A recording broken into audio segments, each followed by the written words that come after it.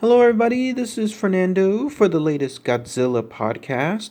All right, this is part two of my Godzilla King of the Monsters review. As promised, this was going to be one that involves all the bad stuff that was featured within the film, the stuff that pretty much sucked within the film or the sequel itself. Part A, which I did the other week or so, I talked about all the good stuff. If you haven't seen it, I'll include the link for below. This one, though, I'm just going to dedicate to all the things that made the film bad. And so I'm interested to hear what your thoughts are on this, as well as there have been a lot of critiques, a lot of criticism about the film too. So let's go ahead and let's talk about, in this case, all the bad stuff within the Godzilla King of the Monsters film. By the way, just like the other part, this is going to be filled with heavy spoilers. So if you've seen the film, then at least you'll know exactly what I'm talking about. But if you haven't, then it's up to you if you wanted to still listen to this. You can always wait until you've seen the film and then compare it. Otherwise, if you don't mind the spoilers, then let's go ahead. So yes, the biggest bad part of the entire film, and it's rightfully so indicated by so many critics and so many fans out there, has to do with the storyline. Lots of it doesn't make sense, especially when it comes to all the human parts. Everyone, all the scenes involving the military, or in this case, the civilians, or even the Monarch employees, all that stuff, some of it just didn't make sense, and it's amazing because in reading some of the history associated with the making of this film, at that point, this sequel, when it was being made, it was made with a room full of writers. The first film did not have the MonsterVerse created just yet, but once the MonsterVerse concept was in fact birthed, then there was a room of writers that was creating not just this particular storyline, but also the other films that are within the MonsterVerse series. So it's amazing you think so many heads were together for this, and this is what they created. So yes, the storyline, it didn't make sense right from the beginning. When it came to the main character of the film, the trailers and the teasers did a good job of hiding who the main character was. It was Emma, the doctor, the female doctor within the most of the film. And what didn't make sense was, let's say truly she suffered a huge tragic loss with the death of her son in the San Francisco battle between Godzilla and the Muto. Very unfortunate, very tragic. The film, right from the beginning, made it seem like she was out for revenge when it came to that matter, which makes sense. However, the way things turned into a twist, which was she was in fact working somewhat with the monsters, at least through the eco-terrorist group that she was in trying to release them, trying to have them become part of the world again. It didn't make any sense at all. Not even the long exposition that she gave while they were all within, I think it was that underwater submarine, whatever that was, and she revealed herself and then gave her reasons as to why she was setting all these monsters free. It didn't make sense at all because of this. If she suffered that tragic circumstance with the death of her son, how can she in turn cause so many future deaths with the release of these monsters and not feel that impact, not realize that what she felt, so many others out there will now be feeling as well? Because once these monsters were all let loose, all these titans, once they were released out there in the world, you saw clearly in some of the other special effects laden action sequences just how much destruction they caused. Entire cities were leveled. I think at one point they were estimating how much loss of life it was, and it was millions and millions. That was from her. That was from her and the group that she was in. So it didn't make any sense at all as to why she decided to do that. If they stuck to the original storyline at the beginning, the one that was hinted where she was there to try to seek revenge and maybe try to kill the monsters, then you've got some angle there that's good. At least, it ties in to why she was doing it. But how she decided to then join the eco-terrorist group, how she decided to release all these monsters and then not feel anything as far as creating all these new deaths, in today's case of sons, daughters, all these people that were going to die, and then they were going to feel what exactly she felt. It seemed weird. It seemed almost, I don't know, emotionless, like a psychopath almost, how they have these feeling or non-feelings when it comes to the death of many people. So what did she think was going to happen? Like when she released these monsters, were they going to go to some island like Skull Island and just make a habitat there and just live there for the rest of their lives in peace? Like people and these titans, especially with the way they were released, and then of course Ghidorah taking over, all these variables had to have been accounted for. She seemed like she was a smart person, and then the other guy within the Monarch group as well. So, I mean, I'm sorry, not the Monarch group, but the eco terrorist group as well. So, what's going on? Like, why did she decide to do this? It just didn't make sense. And I still don't think that the film did any help whatsoever towards trying to make us empathize with that decision. So, maybe, who knows, there's going to be a special extended release, something else that would help cause more in terms of a storyline for her. But considering everything that was already given, everyone pointed this correctly during their reviews. Everything involving these eco-terrorists and their decisions, and then with her, none of it was standing out. It didn't make sense, and that is the biggest fault that this film has, because so much of the human scenes were relying on that part, and for that to fail, then that's why it was rightfully getting bashed left and right. Same thing with the daughter that was featured so heavily within the teasers and the marketing.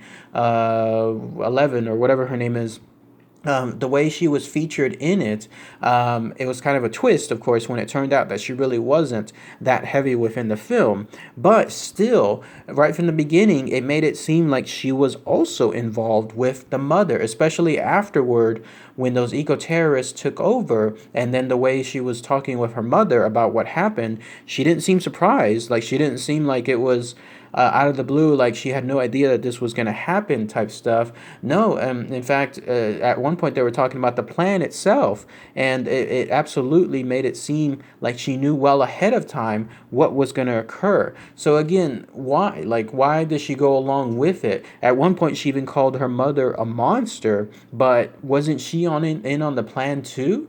Like, they both made that decision together to release these monsters. Maybe I was wrong, but that's what I caught between them. Unless someone else wants to point out if the daughter wasn't in on it, then who knows? But it seems like that's what it was right from the beginning, especially when it set the very first frames when they were talking about little hints here and there. And the more you saw of the film, the more it tied back to it. By the way, the daughter made another pretty dumb decision that also no doubt would have cost many lives, and it had to do with this.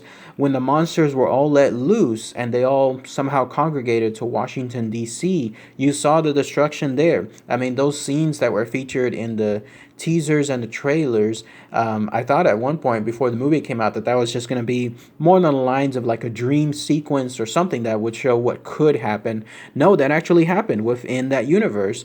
Washington, D.C. is gone. It's completely destroyed. Everything was gone from it, and that's because of Ghidorah and Rodan and several of the other creatures all going to that location. So no doubt millions of people perished there. It's completely gone. It will take dozens of years to rebuild.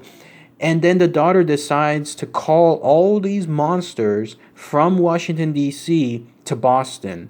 Boston was safe at that point. In fact, at certain points of the film, it was showcasing that the people were being led to the stadium, and they were being led to places of refuge to make sure that they stayed safe. It was completely furthest, like not far away, but still pretty far away from the location of Washington, D.C. And then the daughter decides to take whatever that device was that the whole film pointed too many times towards, and she turned it on, and not only that, but she turned it on full blast using the stadium speakers.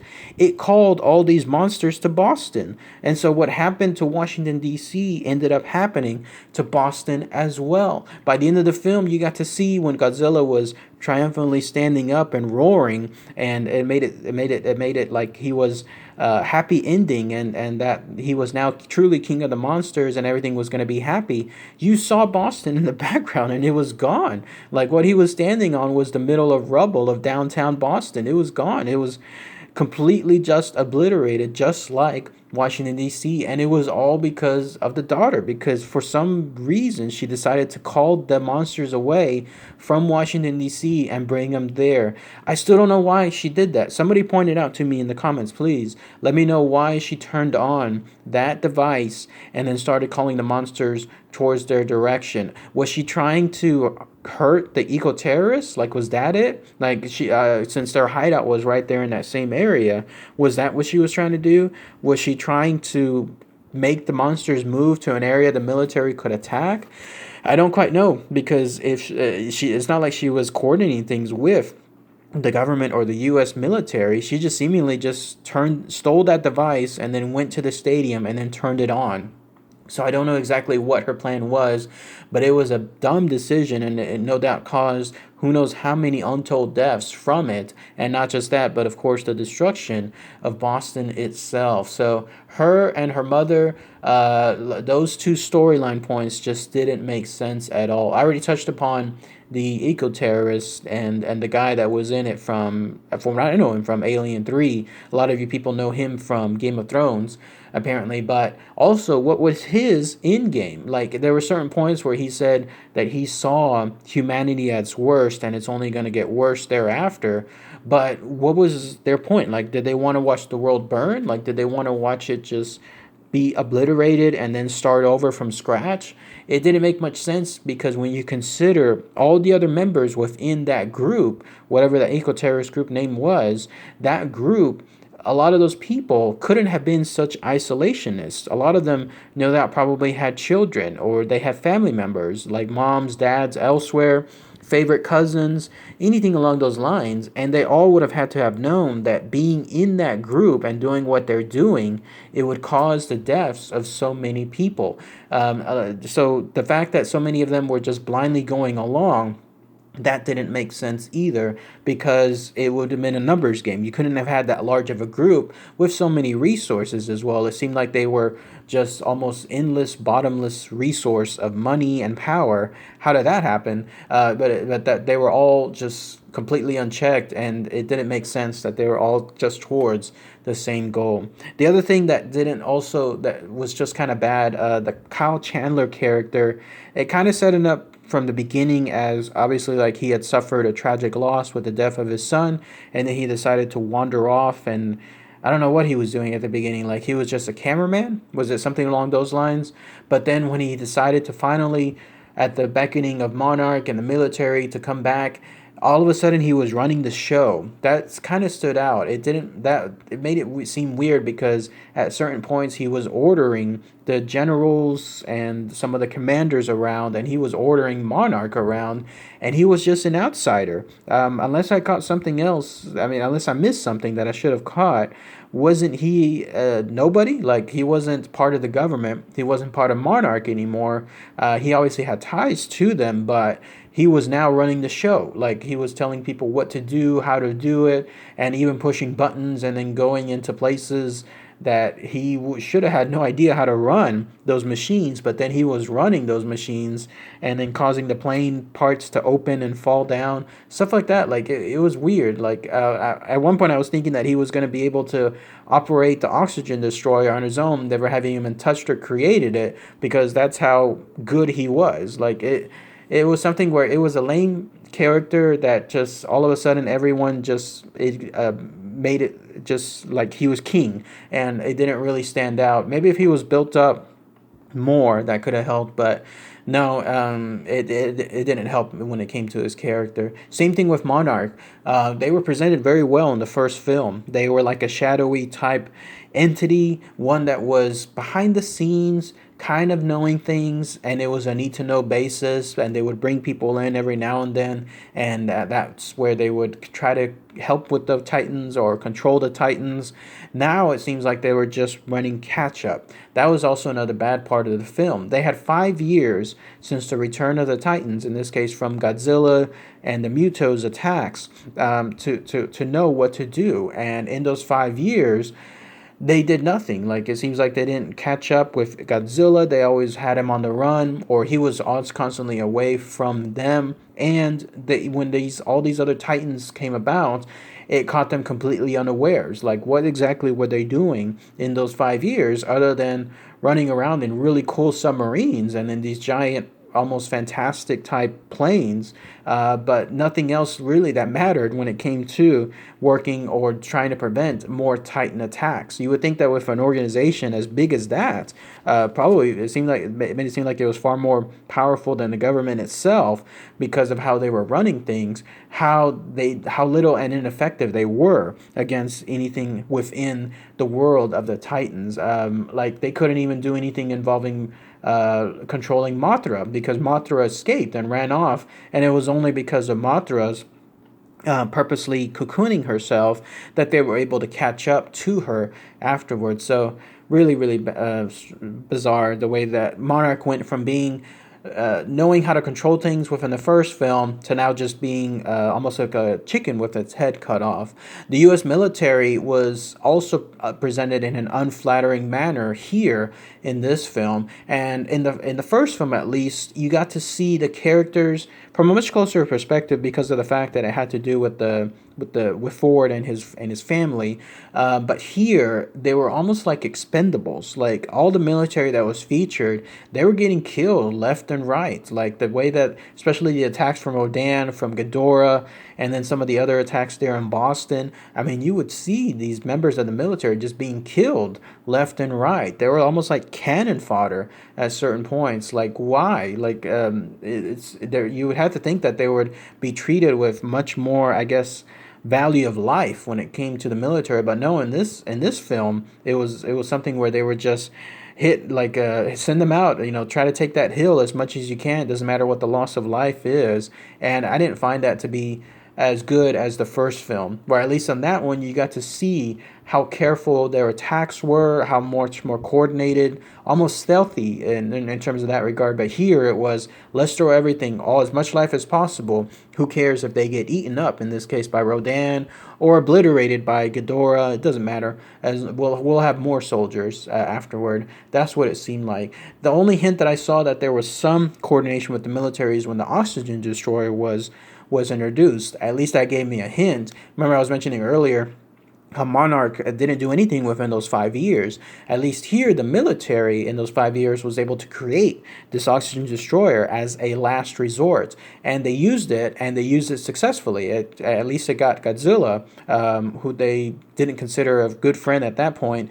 Who at least they got Godzilla, but they didn't get Ghidorah. But still, they did that. But it also had me question. They only had one. Like there was just that one that was created, and that was it. If all the monsters at least congregated to Washington D.C., considering how destroyed Washington D.C. was, then that would have been an opportunity to use a second one. But no, it seems like in this case it was just one. Now, as far as the technical aspects of the film, I was just covering all the bases on the storyline. Now let's talk about the technical bad parts of the film, the action. Yes, there was far more action here, but it was too much. You got desensitized to it very quickly. It was great to see the stuff from the beginning, especially when Ghidorah finally came out there with his attack near the ice area. And then, of course, Mothra, with the way she was being released. Same with Rodan. But then at a certain point, it was just too much, and you just got over it really, really quickly, and that was bad. You had to save some of those action moments. Make sure that they're still there enough. Do not make the mistake of the 2014 film where there's too little, but at the same time, don't turn it the other way. Don't have it be too much action, and then you're looking at your watch, and then you're wondering, when's this action sequence going to end? It was just too much at certain points. By the time it got to the big fight in Boston, which went over several times, when it came to Godzilla falling down and then coming back up, it was just too much. It was just gone at that point. Same thing with, on a technical aspect, it was too shaky cam. It was very hard to distinguish at certain points just what was going on. This was also a big critique that was listed within a lot of other reviews, and they were right.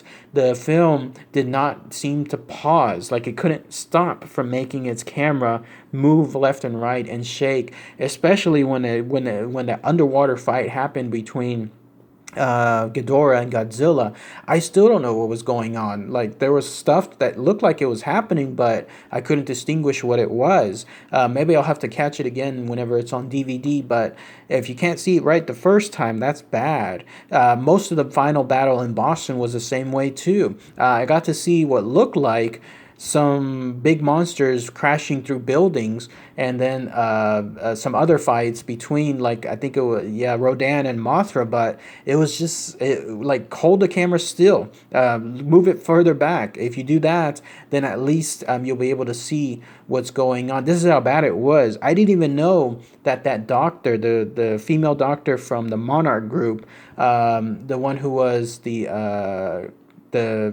person in the first film, but now she was in the second one. She was eaten by Ghidorah. I didn't know that that's what happened. All of a sudden, she was there and then she was gone, and I thought she fell through some canyon of some sort. But no, later on, reading some of the info on the film, it turns out she was eaten by Ghidorah, and I had no idea. That's how bad it was when it came to the action. That's how close the camera was and how shaky cam it was. So at least in the first film, it was more awe-inspiring. The battles were in between, but still, it was further away. You could see what was happening, and it was much more, for lack of a better term, majestic. You could see these two giant monsters duking it out, and it looked awe-inspiring. And that's what another thing that the film lacked in this case, it was the lack of awe. The first time, for example, you got to see the winged Muto debut at the airport, and then you got to see Godzilla debut as well at the airport there in Hawaii. That was truly something to behold. Here in this case, you would think that the debut of Ghidorah and then also Monarch and then of course Godzilla would have that kind of stuff, but it wasn't. It just goes to show, when you have two different filmmakers, how the little touches can create much more memorable scenes than the other one. And then the other technical aspect that was hit and miss was also the special effects. The special effects, some of them were good. Like in this case, Rodan was amazing. Like at some places, it seemed like he was absolutely real, especially when at one point he was diving towards some of those poor unfortunate soldiers that I was mentioning earlier that were cannon fodder. They were there in the planes flying around. Like it seemed like Ghidorah was about to eat the audience within the theater. That's how real it was. Other parts, though, I'm sorry, Rodan. When Rodan was flying around, other parts though, like King Ghidorah, like it looked like it was almost like from a video game, and so that was also kind of a hit and miss thing. But in any case, that's all the stuff that I could think of when it came to the bad parts of the film. Lots of things that as you saw, focused on the storyline. It's too bad all these writers couldn't get together and come up with something that at least made more sense. Maybe that'll be fixed within the Kong film, the one where he fights Godzilla. But we shall see, because a lot of it is going to feature the same characters again. But still, the storyline was the biggest hurt in the film, the biggest harm altogether. And then the action, and then also the special effects, and the loss of awe when it came to the first film. So let me know what you people think, all you fellow fans out there. Are any other bad parts I might have missed? Anything else that stood out that you think should have been included? Or am I crazy? Was a lot of things there that I stated were bad or good instead, and you wanted to critique that on my decision? Please post those comments below. So, all right, everybody. Thanks again as always. Take care. Bye.